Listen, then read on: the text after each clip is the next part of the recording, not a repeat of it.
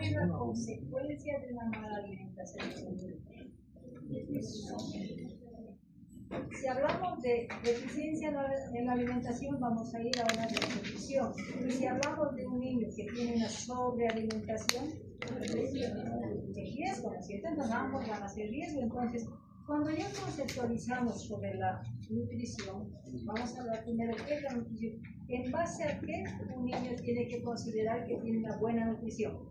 Sabemos que la nutrición en los niños va a depender de la cantidad de alimento que le vayamos a dar, ¿cierto? Para mantener una buena nutrición.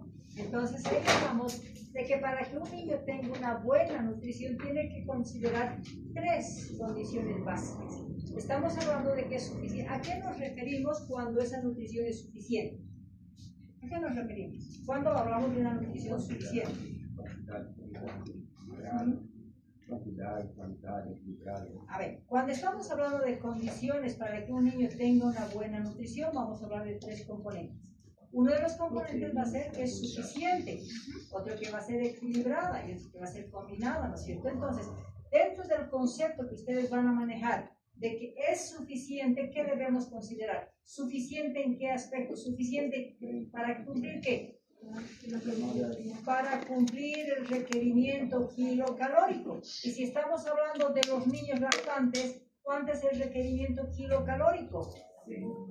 100 kilocalorías. ¿Y el preescolar escolar?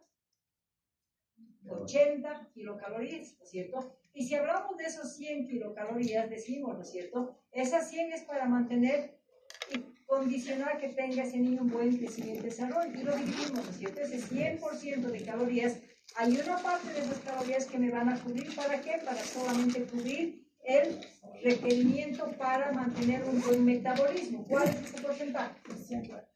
50-60% decimos, ¿no es cierto? De esas 100 kilocalorías, 60% se va para mantener vivo ese niño.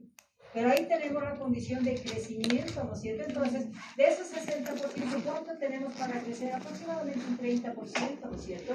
Si hablamos de 30%, ya serían 90%. Entonces, ese 30%, si le sobra de las kilocalorías, le va a permitir tener un crecimiento.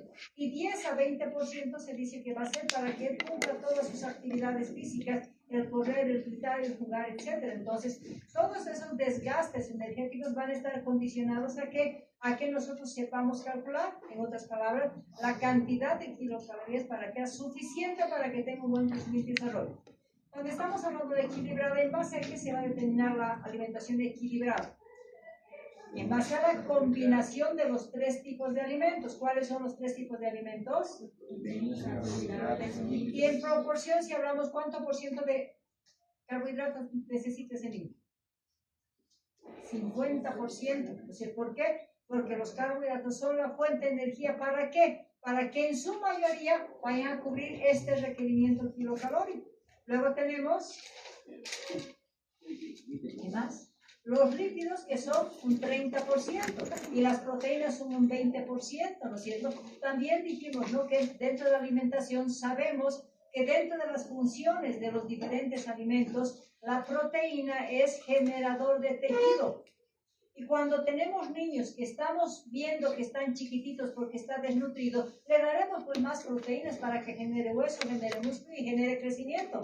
¿Es correcto esa manera de pensar? Que muchas mamás tienen ese concepto. ¿Por qué no? Porque dijimos que la proteína es el alimento de más difícil utilización, y para su utilización y para su metabolismo necesitaba un aporte kilocalórico. ¿Cuál era la relación de utilización de proteínas versus fuente energética? Hablamos de 1 gramo de proteína que necesitaba 6 gramos de carbohidratos, ¿cierto? Por lo tanto, 24 kilocalorías para metabolizar una proteína. Y si ese niño está alimentado solamente con proteínas, pensando que ese niño va a crecer por el exceso de proteínas, ¿a qué lo estamos llevando? A la desnutrición, al autoconsumo, porque va a ser de su tejido graso, de sus reservas, que va a tener que utilizar para mantener esa utilización de proteínas, ¿cierto? Entonces hablamos de que eso tiene que ser equilibrado en base a los 3 tipos de alimentos. Y combinada, ¿para qué nos sirve la combinación y la diversidad de alimentos? a que ese niño sienta un atractivo por la alimentación. No es lo mismo darle sopa de arroz todos los santos días a darle diversidad de alimentos para que él considere ya un estímulo de apetito, vamos a decir, por la diversidad de alimentos que le vamos a dar. Entonces, las tres condiciones para lograr una buena nutrición van a ser los alimentos suficientes, equilibrados y combinados. Las tres condiciones, ¿cierto? Cuando ya estamos hablando de la desnutrición, decimos, ¿no? La desnutrición, y esto nos va a mostrar claramente el seguimiento. Cuando hablamos del seguimiento y la atención de un niño, dijimos, ¿no es cierto?, que tiene que estar basado en la integralidad. Y cuando hablamos de integralidad decimos, puede ser un niño enfermo, puede ser un niño sano, pero dentro de ese componente de patología y niño sano, tiene que estar relacionado con esa vigilancia integral que tenemos con ese niño, que es el buen crecimiento y desarrollo, ¿no es cierto? Por eso decimos que dentro del diagnóstico de todo niño obligatorio, independiente que sea niño sano, tenemos obligación de diagnosticar la nutrición.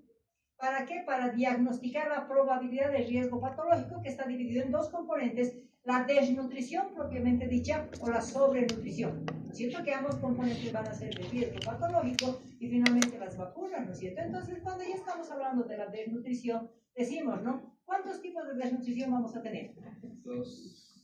Tres, decimos, ¿no es cierto? Primero decimos aquello que va a llamarse desnutrición aguda. Cuando hablamos de desnutrición aguda, ¿a qué nos estamos refiriendo? ¿Al peso o a la talla? Aguda. Al peso, porque un niño fácilmente por enfermedad o por cualquier condición va a bajar el peso. Entonces hablamos de una desnutrición aguda. Y cuando hablamos de desnutrición crónica, es una falta de nutrientes, deficiencia kilocalórica por largo tiempo. Entonces estamos hablando de cronicidad. Entonces, ¿qué impacta la cronicidad? La talla. Entonces, claramente definimos lo que es el componente agudo, lo que es el componente crónico, y muchas veces tenemos ambos. Entonces hablamos de mixto. Cuando estamos hablando de la desnutrición, ¿hablamos de una patología o hablamos de un estado patológico que condiciona la mala nutrición? Es un estado patológico porque va a afectar todo el organismo, ¿no es cierto? Entonces, si bien consideramos este estado patológico, ¿qué además debemos considerar? Que esto está determinado porque definiendo la cantidad de aporte que le vamos a dar, porque al darle una deficiencia en su alimentación, ¿qué condiciona? Ese niño primero va a recibir un número kilocalórico que lo mantenga vivo, ¿no es cierto? Pero ¿dónde está el crecimiento? ¿Acaso crece solamente la talla? ¿Acaso no crecen todos los órganos? ¿Acaso no hemos dicho cuando hemos hablado de desarrollo que la organización de los sistemas está aumentando el número de células, aumentando el volumen y aumentando el tamaño? ¿Para qué? Para que se vayan perfeccionando las funciones. Entonces, cuando hablamos de desnutrición, no nos vamos a referir solamente al hecho de que ese niño no va a crecer. Si no crece, todo su sistema no está creciendo en los diferentes componentes o los diferentes órganos, ¿no es cierto? Entonces decimos que afecta a todos los órganos. Entonces, debemos considerar, puede ser que ese niño, por cualquier condición, no sea un aporte suficiente. Este aporte insuficiente lo va a llevar a una desnutrición aguda. Cuando estamos hablando de una inadecuada absorción, ¿en qué condiciones se va a dar eso? Que le vamos a dar comida, pero lo que absorbe no va a ser adecuado. ¿En qué caso vamos a hablar? En caso de que haya trastornos intestinales que no le condicionen a que funcione adecuadamente y no los utilice los alimentos como corresponde. O niños, por ejemplo, que tienen una alteración intestinal, que estén con aplanamiento de vellosidades, que estén con síndrome de mala absorción. Todo ello, ¿qué significa? Que esos niños no tienen condición de utilización, pese a que la madre le va a dar en cantidad suficiente. Y finalmente, cuando estamos hablando de pérdidas excesivas, ¿en qué casos vamos a tener pérdidas en que no le vamos a dar tiempo que utilice? Y eso va a continuar y no va a ser utilizado. En las diarreas, principalmente si estamos hablando de diarreas crónicas, muchas veces. Entonces son las tres condicionantes que nos van a llevar a una desnutrición, pero dijimos, ¿no? El crecimiento de un niño no solamente está marcado en la talla, está marcada en que no van a crecer los diferentes órganos en los diferentes sistemas. Por lo tanto, si a un niño no le damos la cantidad suficiente de kilocalorías y no crece su hígado, no crece su páncreas, no crece todo lo que es componente epitelial intestinal, todo ello, ¿qué significa? Que ese organismo se está atrofiando. Entonces, lo primero que va a condicionar una desnutrición es esa disminución de potencial de crecimiento, no solamente conceptúa en la talla, ni el peso, simplemente consideremos que todo su organismo no está creciendo. Y eso significa, si eso no está creciendo, ¿qué significa? Que se está atrofiando, ¿no es cierto? Entonces, el principal efecto cuando hablamos de desnutrición va a ser el fenómeno de atrofia. Si un órgano se está atrofiando, ¿creen que tiene todo el componente funcional óptimo? No. Entonces, un órgano atrofiado va a empezar a bajar su funcionalidad. Entonces, vamos a estar relacionados con una hipofunción. Finalmente, todo el sistema se va a desorganizar y va a buscar el componente de dilución. Por lo tanto, los tres fenómenos que se van a dar en la desnutrición, principalmente cuando hablamos de la desnutrición grave, son atrofia, hipofunción y dilución. ¿Por qué dilución? ¿Por qué? Porque los eritrocitos son más chiquititos, los glóbulos son chiquititos, entonces hay más contenido líquido que la celularidad. Además, hay alteración de la osmolaridad en todo el sistema, entonces ahí va a haber traspaso de líquidos a otros sistemas. ¿Sí? Cuando estamos considerando solamente la desnutrición, será riesgo. La Organización Mundial de la Salud no solamente se preocupen por la desnutrición, preocúpense actualmente por la sobrenutrición.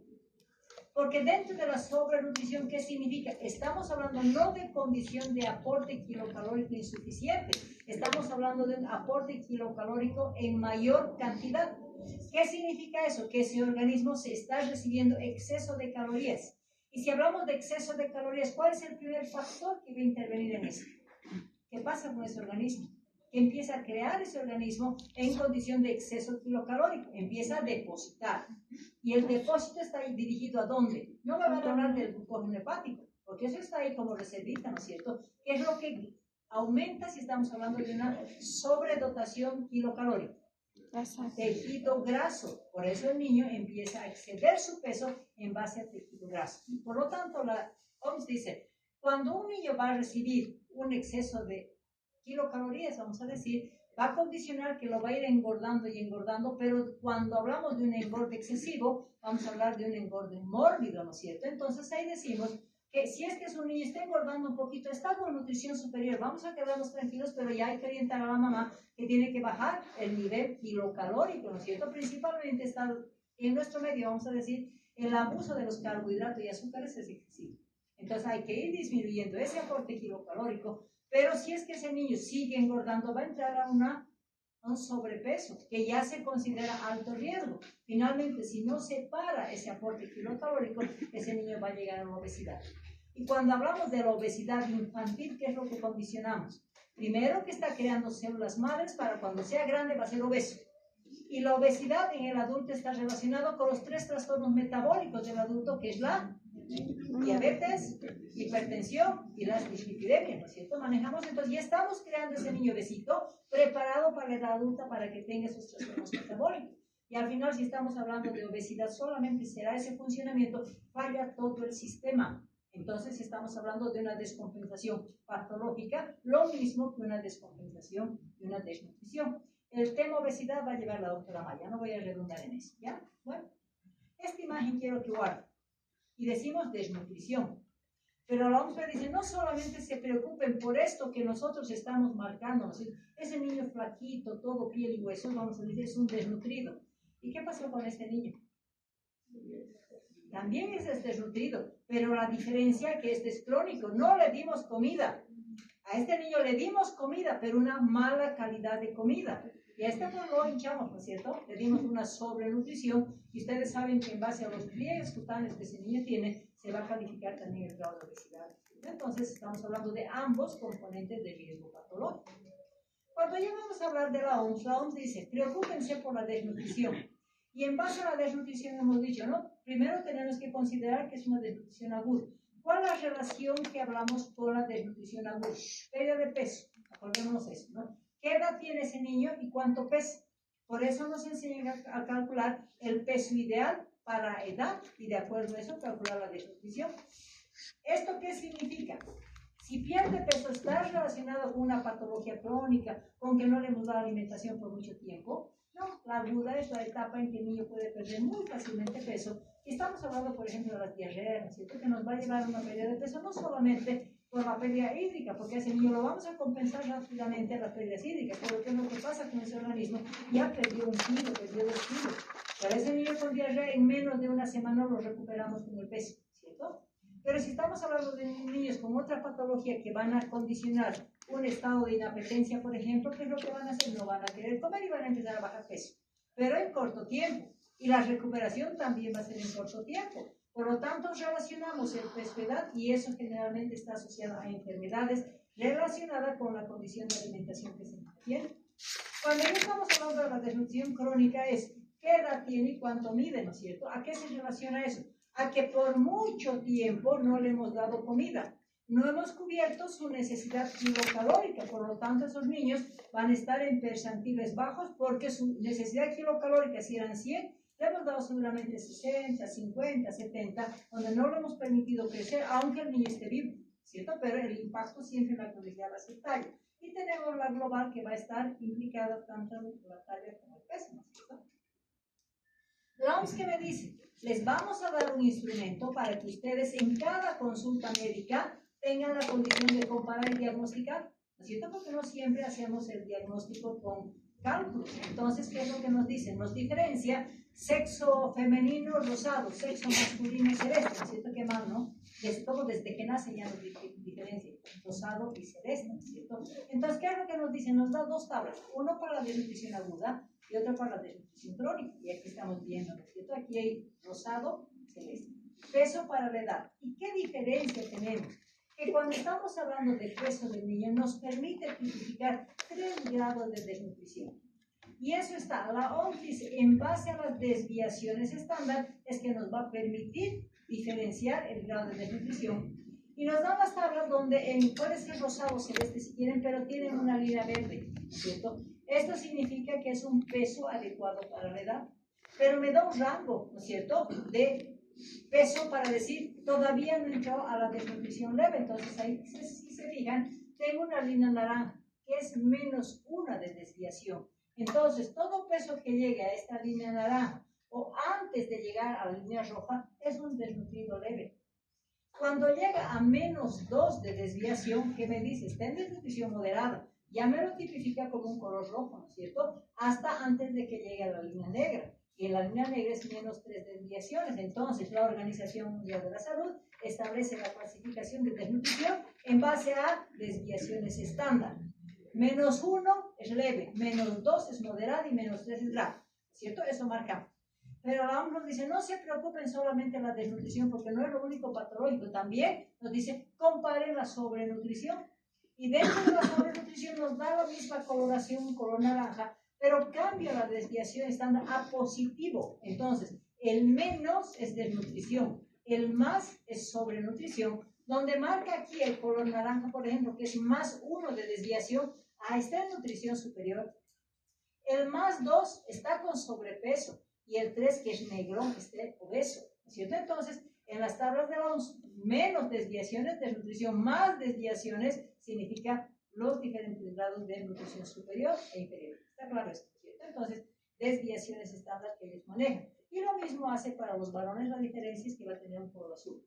Pero me dice, no solamente se preocupen por lo agudo, preocúpense por lo crónico, talla, edad.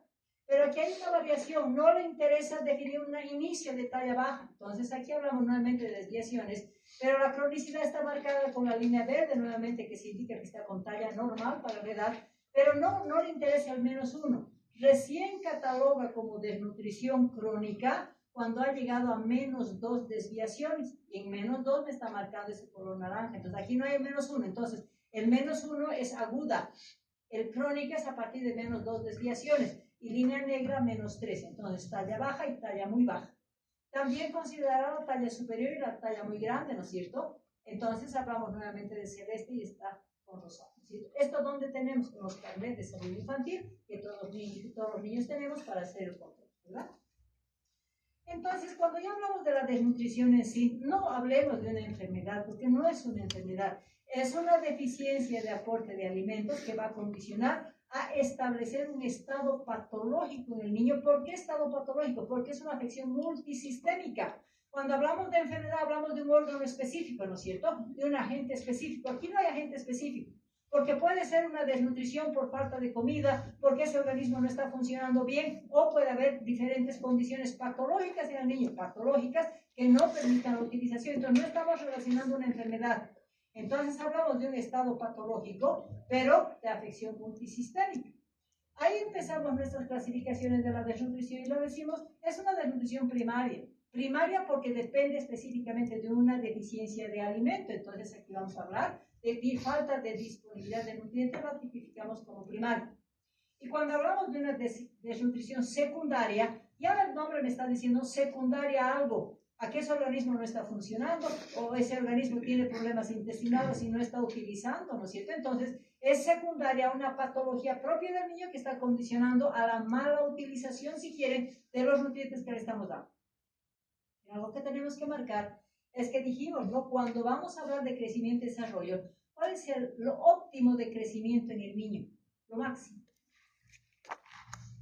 Decimos que cuando es lactantito, tiene una oportunidad de crecer y engordar muy rápidamente, ¿no es cierto? La edad escolar se va a estancar y la edad prepuberal nuevamente va a ganar peso, ¿no es cierto? Pero la edad prepuberal no me interesa, el escolar tampoco me interesa. ¿Por qué? Porque se dice, según la OMS, si nosotros no logramos revertir la desnutrición en un niño menor de 5 años, después de los 6 años, por mejor alimentación que le demos, ese niño no va a mejorar. Ya marcó su talla y marcó su desarrollo.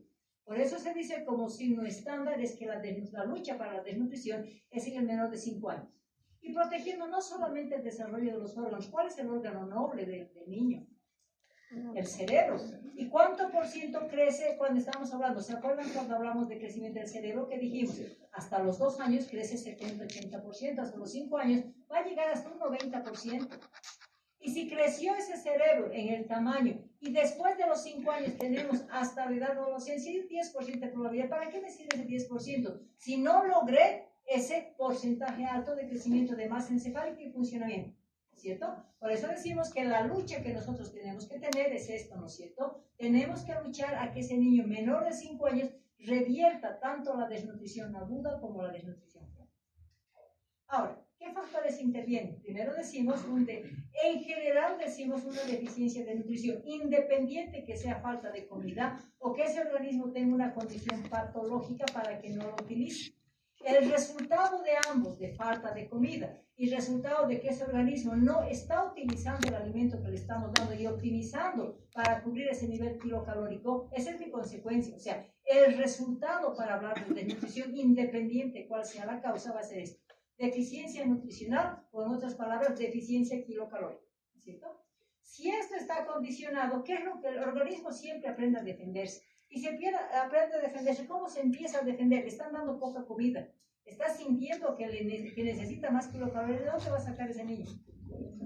Para eso necesita sus depósitos grasos, su glucógeno hepático, para eso necesita la grasa parda y todo lo que significa tejido graso, ¿cierto? Entonces, ese niño que está inicialmente con un déficit kilocalórico todavía va a utilizar sus energías, porque todo niño tiene su propia energía de reserva, ¿verdad? Entonces, me va a condicionar a que va a empezar a enflaquecer, porque el tejido graso no solamente tiene la grasa, incluso el sistema muscular empieza a disminuir su volumen, porque empieza el componente atrofia, entonces va a perder la masa corporal.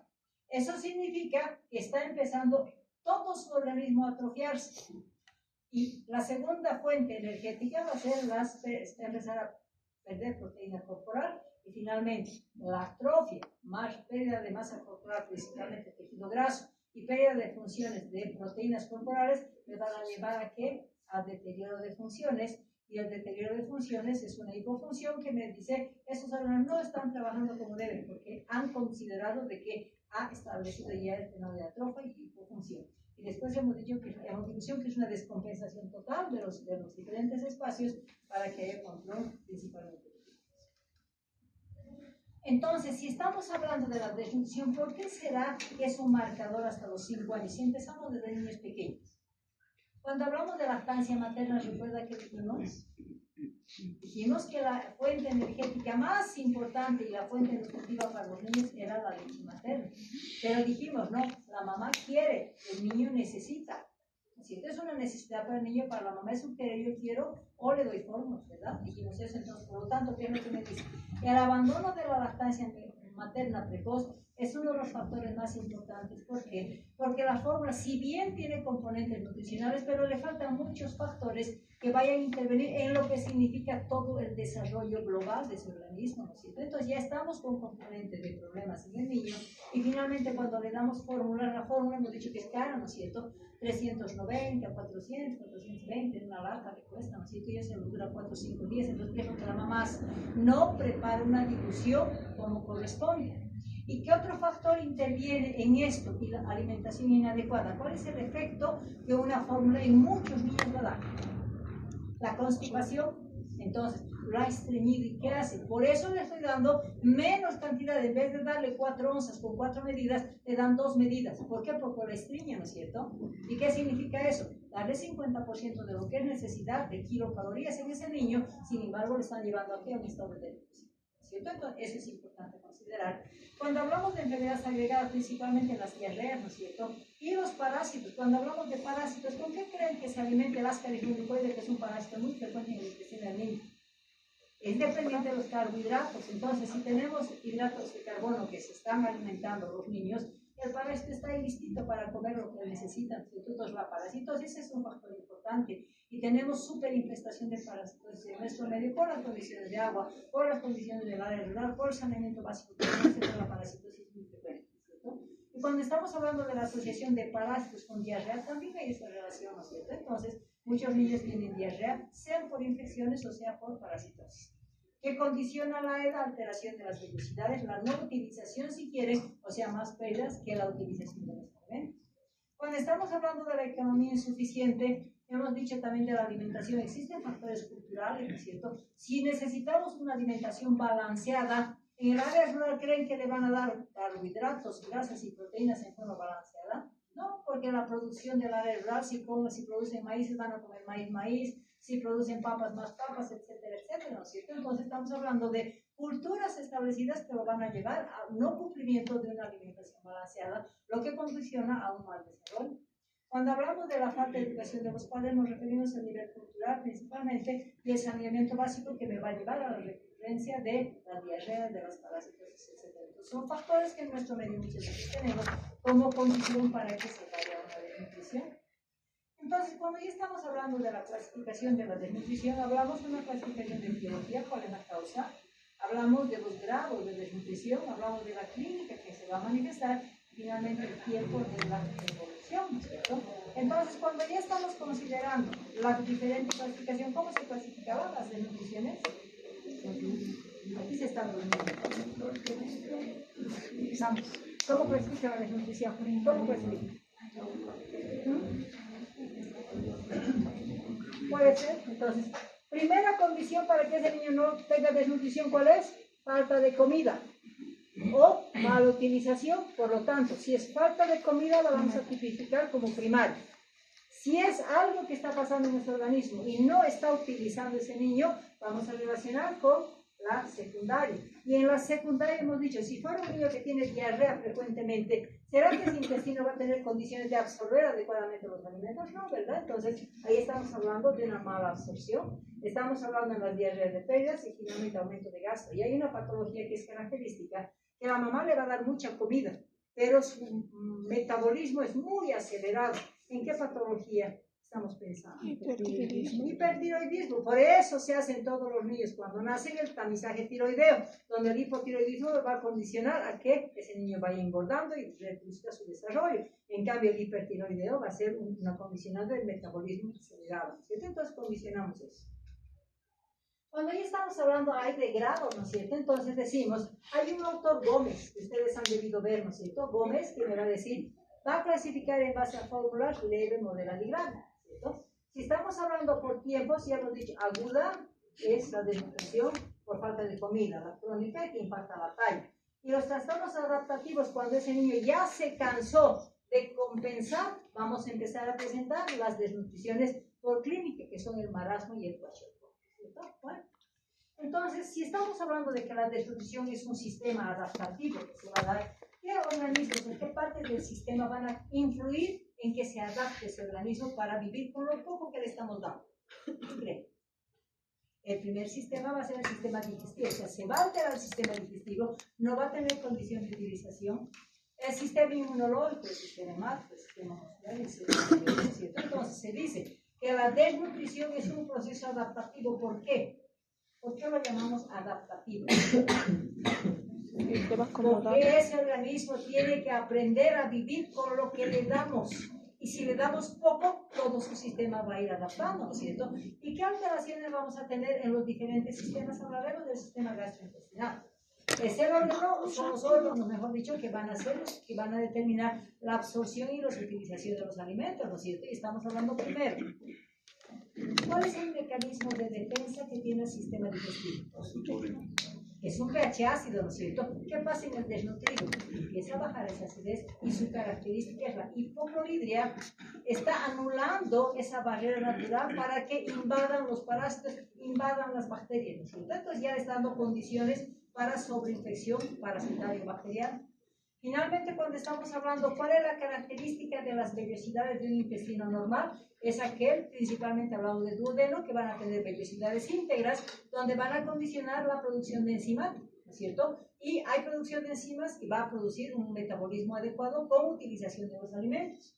¿Qué es lo que pasa con las vellosidades? Atrofia. Entonces, ¿qué empieza a atrofiarse en el sistema digestivo? Las vellosidades. Entonces va a condicionar una atrofia de vellosidades, eso condiciona a una deficiencia enzimática y como consecuencia, si no hay enzimas digestivas, ¿qué va a llevar? No se van a utilizar los alimentos. Entonces vamos a hablar de trastorno de la absorción.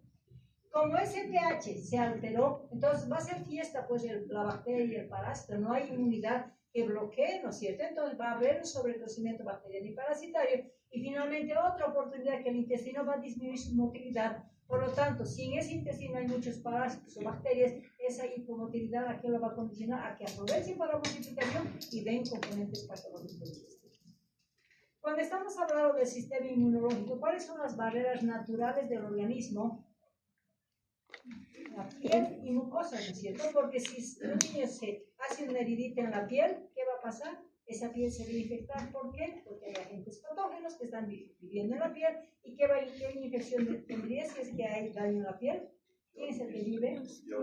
Los piógenes. Entonces vamos a hablar de impétigo, vamos a hablar de abscesos y todo la infección, ¿cierto? Entonces dice que se van a alterar las barreras naturales, se va a dañar la piel, se van a dañar las mucosas, por lo tanto, dentro de la inmunidad, ¿quiénes son los órganos que van a producir inmunidad? Sistema linfático, el timo y las reservas medulares. Si están en hipofunción esos órganos, ¿qué condicionan? No van a tener capacidad de producir inmunidad, por lo tanto al niño se lo va a considerar un inmunodeprimido, con la oportunidad de que varios agentes infecciosos lo invaden, pues se van a desarrollar las infecciones. Entonces, el signo universal por estas condiciones que determina es la inmunosupresión. Por lo tanto, un desnutrido siempre va a tener esa condición de inmunosupresión, por lo tanto, el candidato para enfermarse lo que tenga, si es que hay contacto con agentes infecciosos. Sistema nervioso central, cerebro, ¿no es cierto? Es decir, la lactancia materna tiene que crecer el cerebrito. Los alimentos tienen que dar mayor potencial para que crezca ese cerebro, ¿no es cierto? Y al mismo funcionamiento, lactancia materna. ¿Qué pasa en esos niños que no reciben lactancia materna y no reciben la alimentación correspondiente como consecuencia para potencializar ese sistema nervioso central? ¿Qué va a pasar? El cerebro también se va a atrofiar.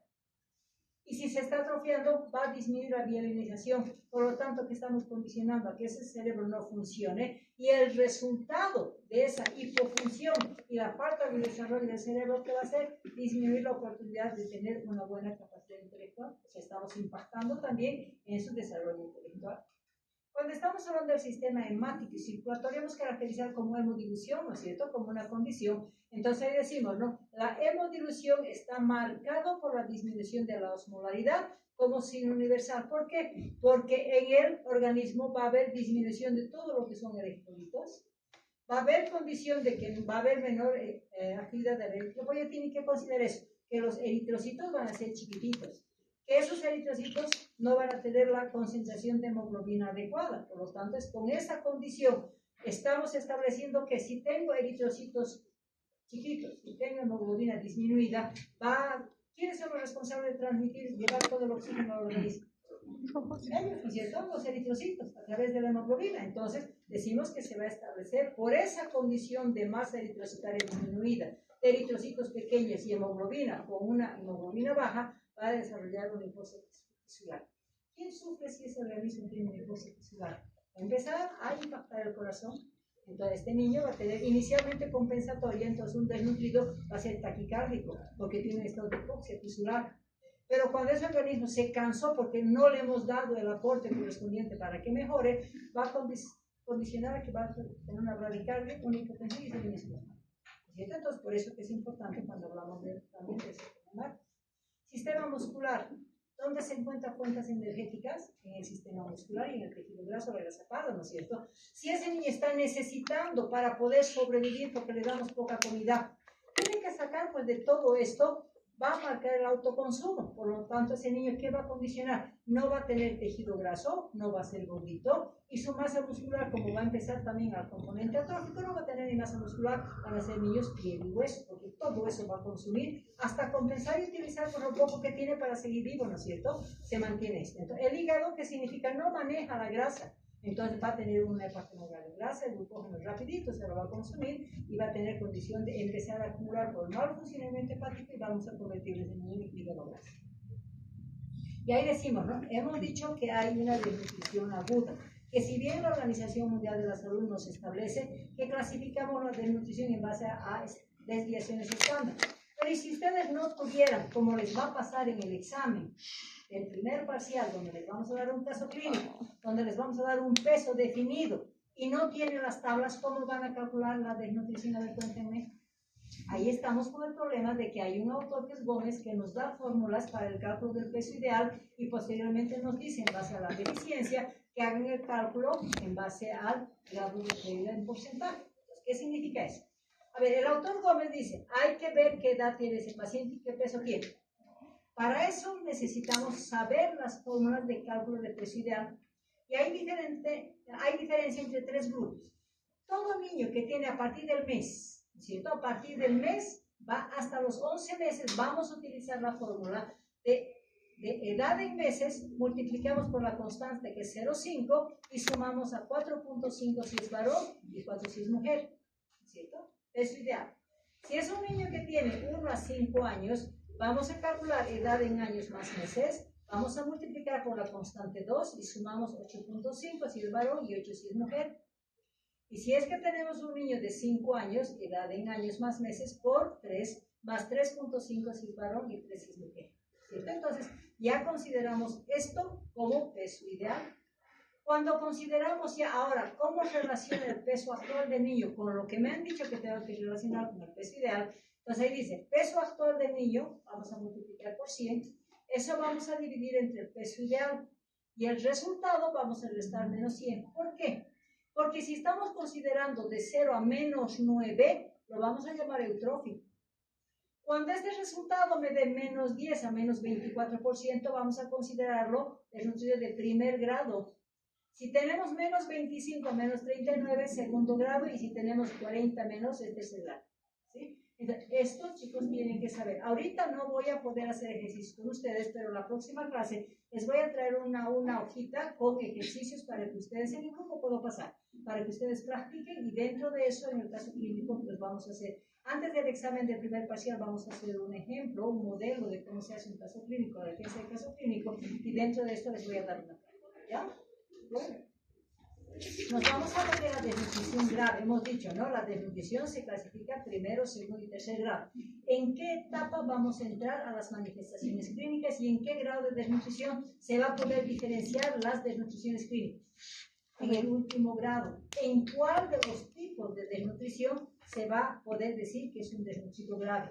Solamente en el marasmo, porque el marasmo, este es el marasmático, ¿no es cierto? Este es el que va a tener que perder el 40% de su peso para que, digamos, tipifiquemos la clínica de un marasmático para decir es una desnutrición grave, es una desnutrición crónica, ¿sí?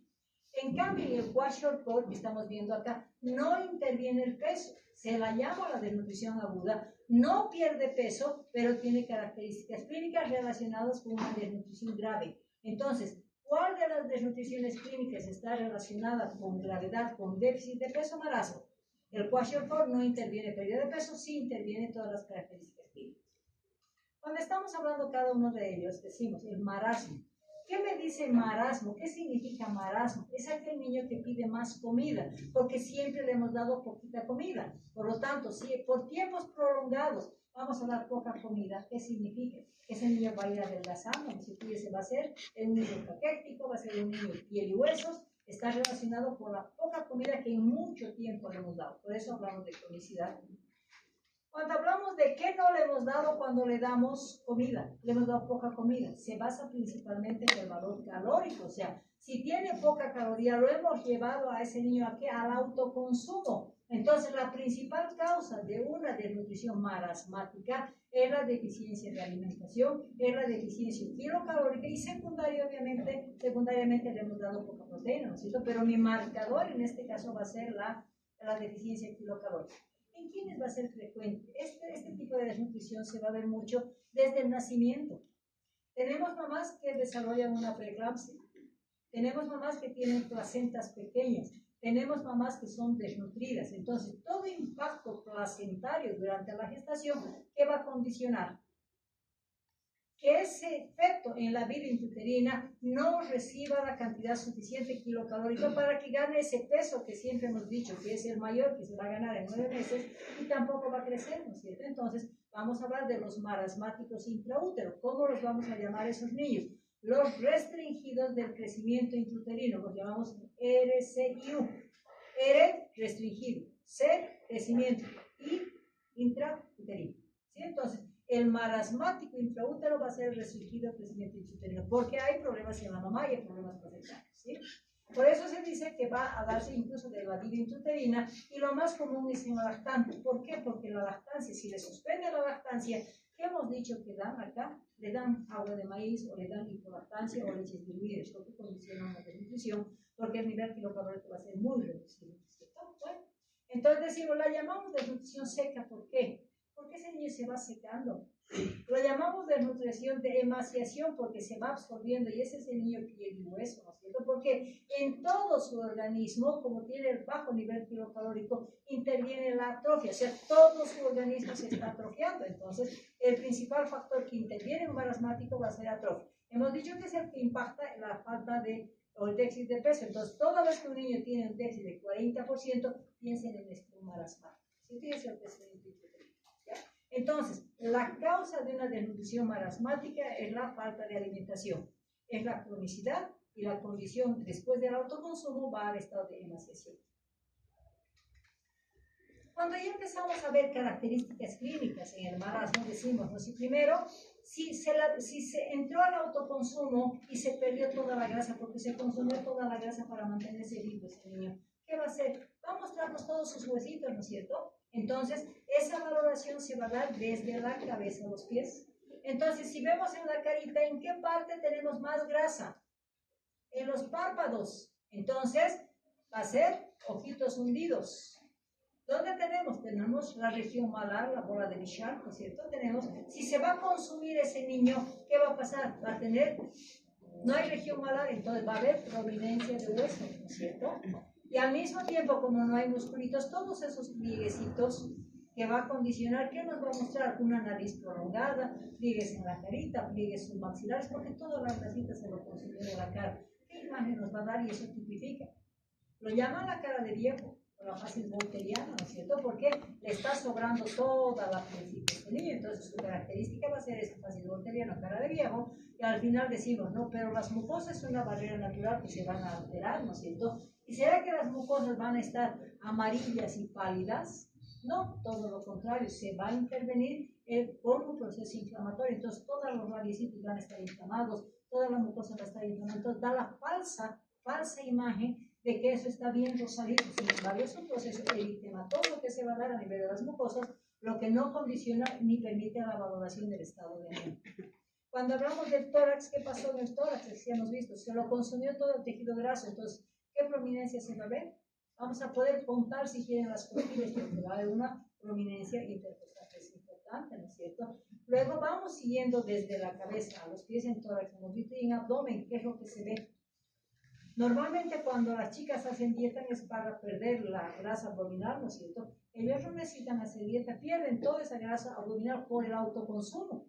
Entonces, ¿qué significa? Que va a quedar piel solamente en el abdomen, ¿cierto? De manera en que si nosotros vemos esta en el abdomen, vamos a poder ver cómo los movimientos intestinales se van a dar. Al mismo tiempo, otro lugar que es importante del tejido graso es la región glútea. Ellos van a tener glúteos planos porque se va a consumir todo el tejido, pero no se reabsorbe la piel. La piel siempre les va a sobrar. Entonces, ¿qué es lo que va a significar? Que en la región subglútea se van a formar pliegues, ¿no es cierto? Va a tener pliegues o glúteos planos, va a tener pliegues subglúteos, y ustedes ven el pantalón del payaso, ¿no es cierto? Con todo colgado, ¿verdad? Entonces, por esa característica de la piel sobrante que tiene la región glútea, le dan el signo patognomónico del signo del payaso. Nos vamos a las extremidades, hemos dicho, se va a consumir el tejido graso, se va a consumir y entra en el propio sistema muscular. ¿Qué significa? Esos niños vamos a tocar y es piel y hueso, ¿cierto? Entonces, por la atrofia que va a significar. Y el estado psíquico, ¿qué va a condicionar? Si es un niño que está queriendo comida, ¿cómo está al principio? Va a llorar, ¿no es cierto? Va a querer comida, pero no le van a dar. Entonces, si inicialmente tiene un comportamiento de irritabilidad y llanto porque necesita alimentación, ese niño se acostumbra a esa falta de alimentación y es el niño más apático. Lo pueden tener sentado, echado en la cama, pueden tener horas ahí porque ya no tiene capacidad de reaccionar. Entonces, de una irritabilidad que va a presentar cuando se esté empezando a establecer, entonces va a estar apático, no va a tener ganas ni de llorar y se mantiene quieto. Y esa es la característica de un marasmático. Bueno, ¿qué hacemos con un marasmático? Entonces, decimos primero el marasmático es una desnutrición grave. ¿Será que nosotros como médicos o como pediatras vamos a poder manejar eso? ¿Quién maneja el marasmático? Es una desnutrición grave. Son los nutriólogos, son centros especializados. Y en Cochabamba tenemos el tema. ¿Alguien de ustedes en nutrición ha visitado esos centros?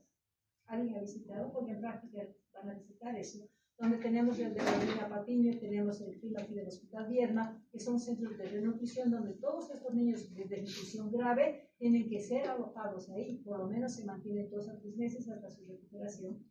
Entonces ahí decimos, ¿no es cierto? Se van a establecer 2 fases. Primero la fase de estabilización. ¿Qué significa? Ese niño no comía muy poca cantidad. Entonces, si yo lo sobrecargo con alimentos a ese niño, ¿qué va a condicionar? Si le doy exceso de leche y le doy exceso de proteínas y exceso de comida a un niño, ese intestino está condicionado a tener un aplanamiento total, donde no tiene condición de absorber. ¿Qué voy a producir a un niño si le doy exceso de comida?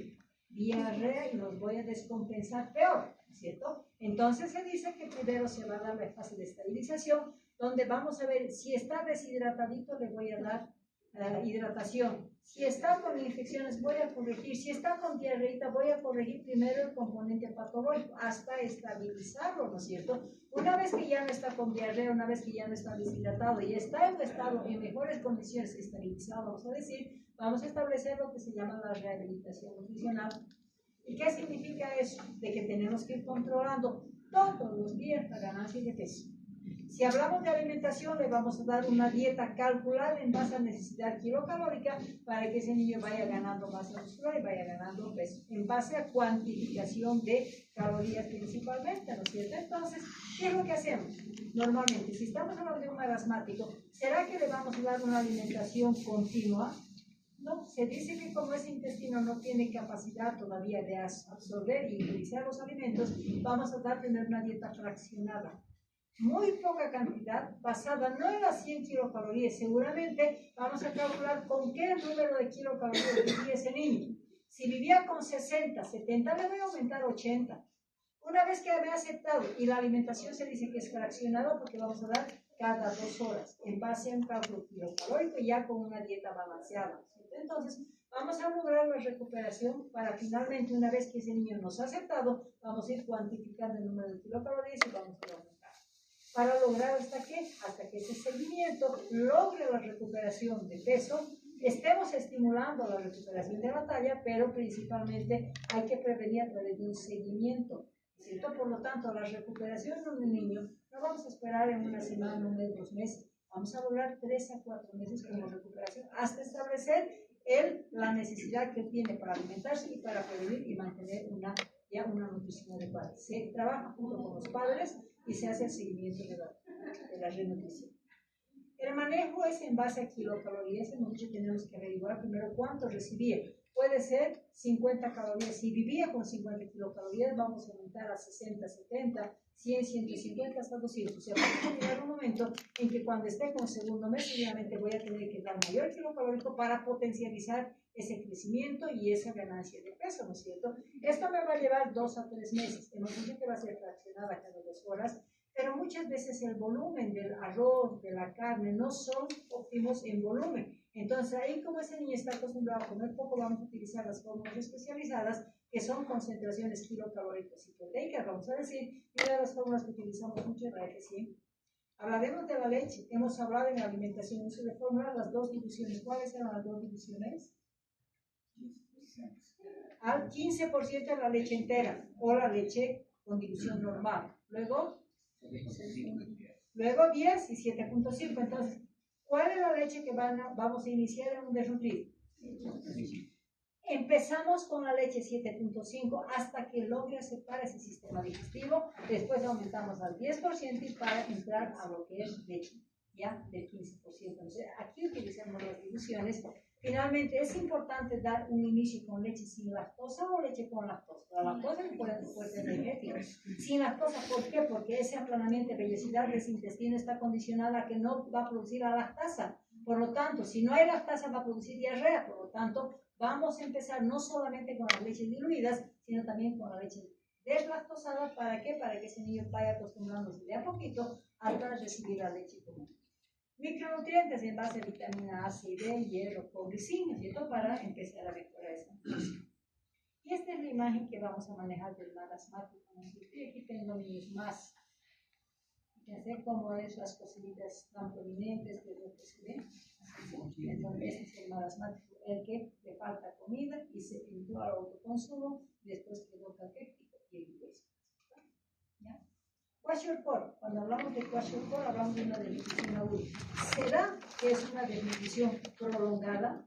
Si nosotros no damos a un niño 20 días proteínas, vamos a desarrollar todas las características del kwashiorkor, por eso se la llama la desnutrición aguda, ¿cierto? Y cuando estamos de condición aguda decimos, ¿qué es lo que le falta? Le faltará comida, le faltará nutrientes al kwashiorkor, calidad de alimentación, donde se la llama la desnutrición proteico-calórica, porque no le hemos dado proteína y sí le hemos dado calorías. O sea, lo mantenemos al niño gordito si es que quieren, pero con deficiencias clínicas por la deficiencia de proteína que tiene. Por lo tanto, el primer efecto que va a desarrollar es la hipoproteinemia. Y si un niño tiene hipoproteinemia, ¿cuál es la consecuencia?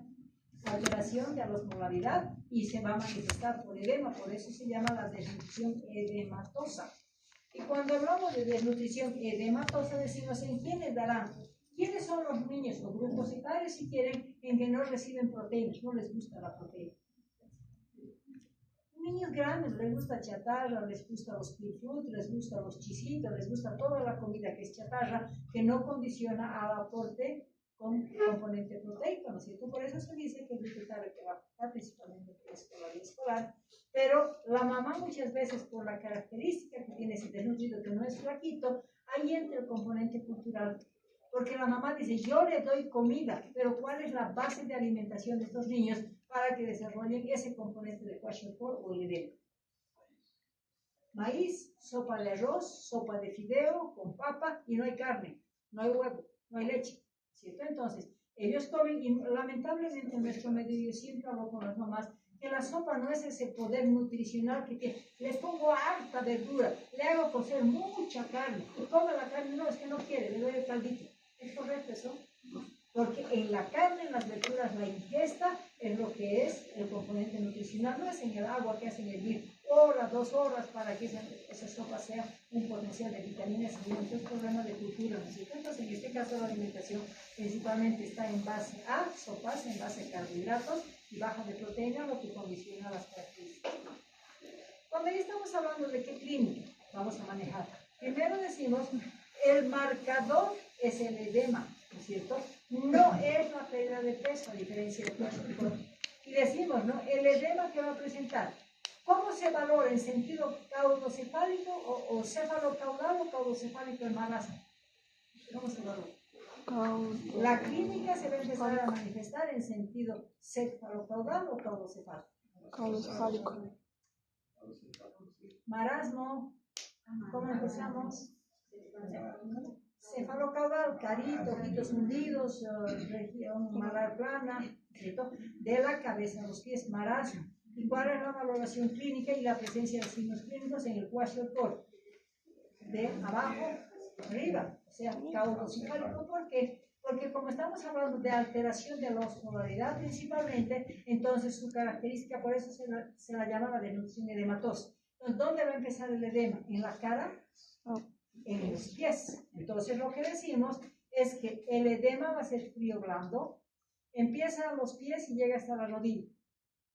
Y marca claramente el edema que tiene hasta la rodilla, y por esa característica se le da el signo de la bota, que la llaman con fobia positiva, ¿no es cierto? Y eso no para, va creciendo en ese sentido caudocefálico hasta llegar a la carita. Cuando llega a la cara, vamos a declarar un estado de anasarca, ¿no es cierto? Entonces, si estamos hablando de anasarca, quiere decir que todo está hinchado el bebé, ¿no es cierto? Entonces, por eso que no se marca en la pérdida de peso. Entonces, estamos hablando de qué carita va a presentar.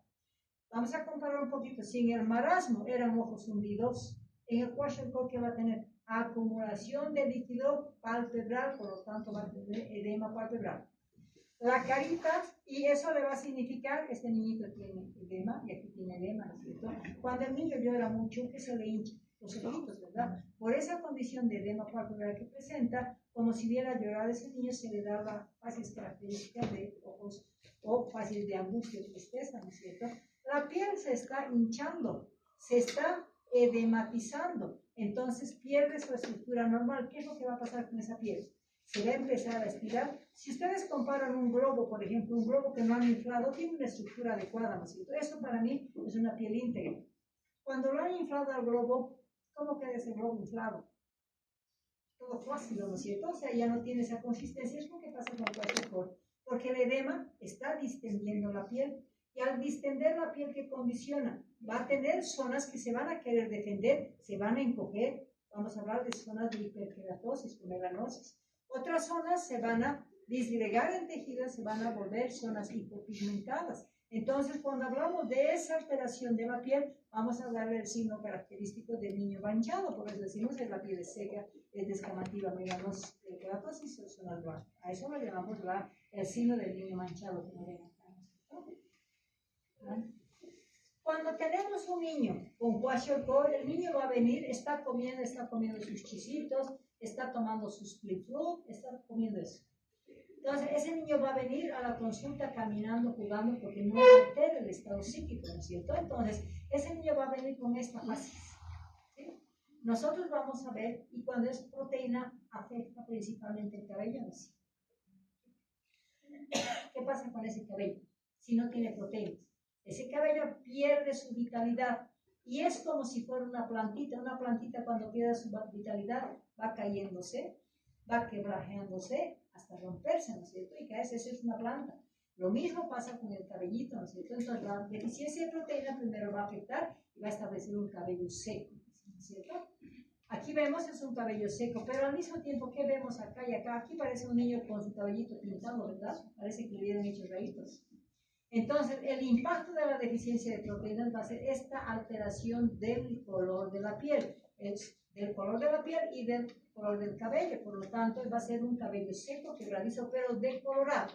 Si es un color rubio, vamos a decir, ¿cierto? Entonces, si a una mamá le dicen, tu hijito es desnutrido, le dicen, mira sus cabellitos, se ha decolorado. La mamá es consciente de que no le hace falta la comida, le da comida, pero en base a carbohidratos, ¿cierto? Entonces, si a un niño le dicen, está mal su alimentación, está desnutrido, yo le doy harta comida y come 2 platos de sopa, dice la mamá, se defiende, ¿no es cierto? Es que su cabellito está decolorado. Mi hijo es choquito.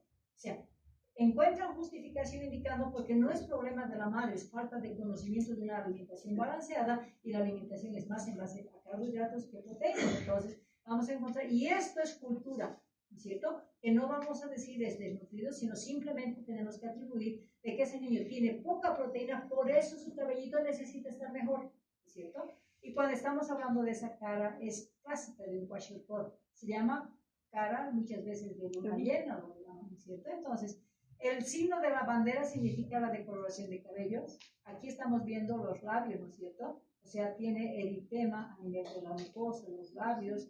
Entonces, las comisuras labiales que son características, hay mucosita eritematosa, ¿no es cierto? Entonces, si vemos a este chiquitito, vemos como un desnutrido.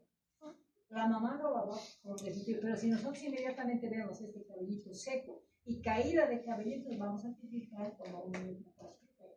Entonces, la clínica que un kwashiorkor va a marcar es el edema, es la hemodilución. Por lo tanto, decimos, el hígado también va a tener hepatomegalia por infiltración grasa. Hay alteración circulatoria, va a tener hipotensión, va a tener bradicardia, hay alteración osteoporosis, pero ¿cuál es su marcador? La hipoproteinemia. Y si hablamos de hipoproteinemia, esos eritrocitos también se van a alterar, va a tener anemia carencial, y el tipo de anemia carencial va a tener además relacionada con la hipocromía. Entonces el kwashiorkor está marcado también por las mismas características de desnutrición, pero condicionado por otra causa y otras características. Y decimos, ¿qué pasa con el sistema nervioso central? Si es una desnutrición aguda, ¿interviene la atrofia en un kwashiorkor? ¿Cómo es? La atrofia es característica de qué tipo de desnutrición? Marasmo. La atrofia no interviene en el kwashiorkor, pero sí interviene en la hipofunción. Y si hablamos del sistema nervioso central, ¿creen que va a atrofiarse esa masa encefálica? No, pero sí altera su funcionalidad. Entonces decimos que hay disminución del árbol dendrítico, disminuye la conducción, por lo tanto el resultado tanto de un marasmático como de un kwashiorkor va a estar relacionado con una hipofunción del sistema nervioso central, ambos disminuyendo la capacidad intelectual.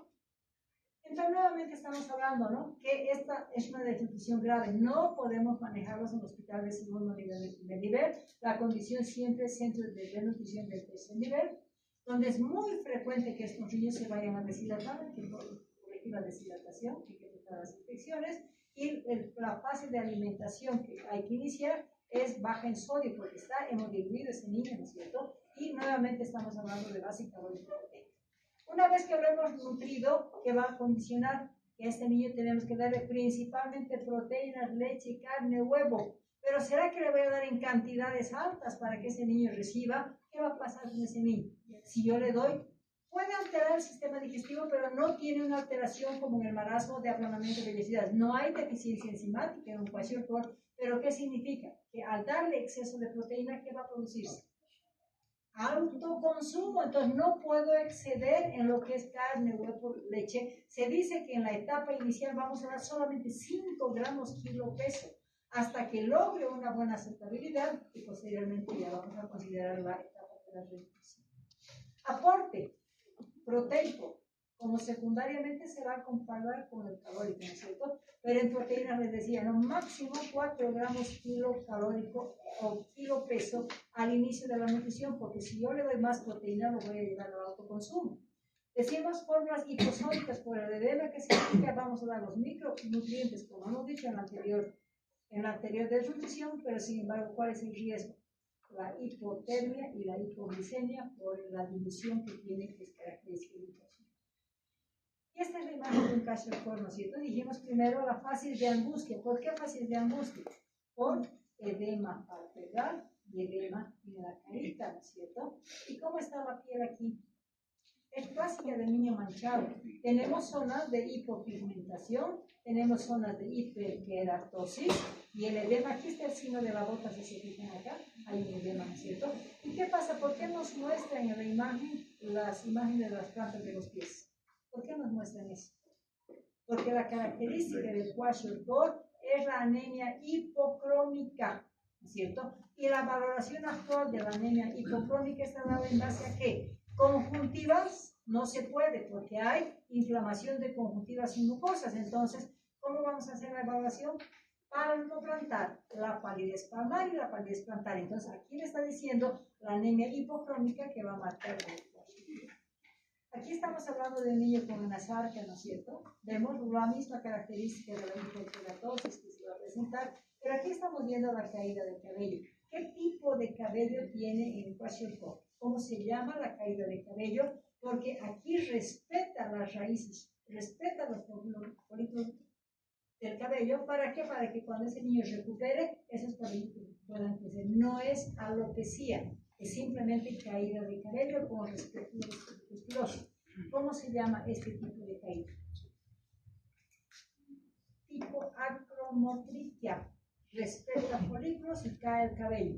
Renutrición, reaparecen y crecen normalmente los cabellos, a diferencia de la alopecia, que ya bloquea y no hay crecimiento del cabello. Entonces, tipo acromotriquia, ¿cierto? Entonces, aquí vemos la fase de acromotriquia, es la caída, ¿ya? Aquí tenemos el edema palpebral, aquí tenemos la fase de angustia característica, aquí tenemos la hiperkeratosis, la hipermelanosis y tenemos el edema característico, ¿cierto? Entonces, vemos la diferencia de los dos. Entonces, comparación, vamos a ver, niño caquético, piel, hueso, autoconsumo, deficiencia de alimentación.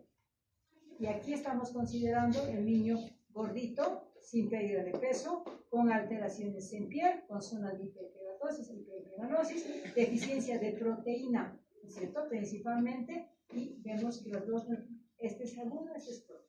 Entonces ahí vemos claramente que clínicamente la desnutrición grave se va a caracterizar en esos dos tipos de desnutrición, con diferencias bien marcadas.